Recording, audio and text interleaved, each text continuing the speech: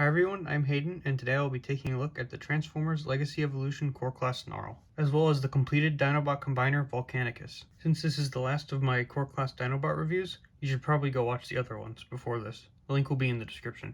Snarl's robot mode is really good. It's probably my new second favorite. He's much more proportional compared to most of the other Dinobots. His head is actually a little bigger than the rest of them, and it looks really great, super detailed for how small it is. But for some reason, like Sludge, he's missing an Autobot logo on his chest.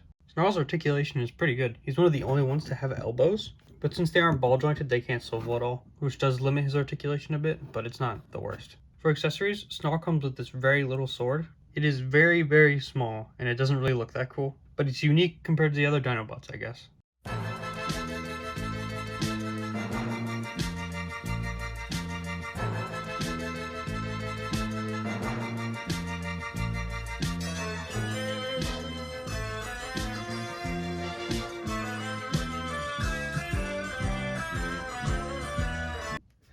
The transformation is pretty simple and fun, and I take back what I said about Scar. This is the silliest looking dino mode out of all of them. He's just such a weird shape. His head is so small, but the back goes like all the way up there. And the head is literally just on the ground. There's a way to sort of fix it with the weapon storage. If you put the sword under here, it kind of keeps the head off the ground, but then it looks like he's like floating a bit, and there's no real good way to display him. It's also the least integrated weapon storage out of all of them.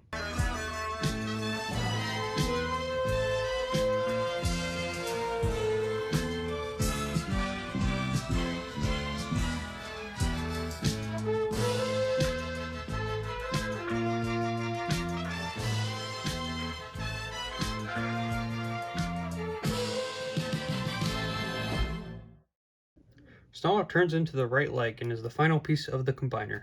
The instructions say to put the sword here, but it doesn't really do anything there, and it looks fine with or without it, so you can do whatever you want.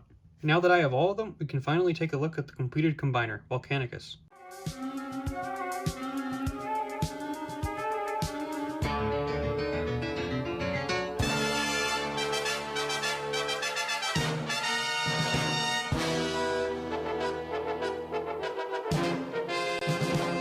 Once you have them all combined, Volcanicus looks kind of silly. Doesn't look bad though, it just looks a little bit stumpy.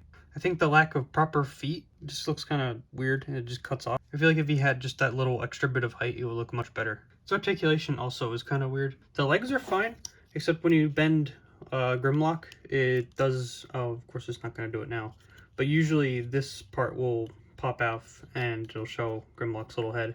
But the arms are kind of weird. Like the tops are normal because it just, you know, swivels and goes out.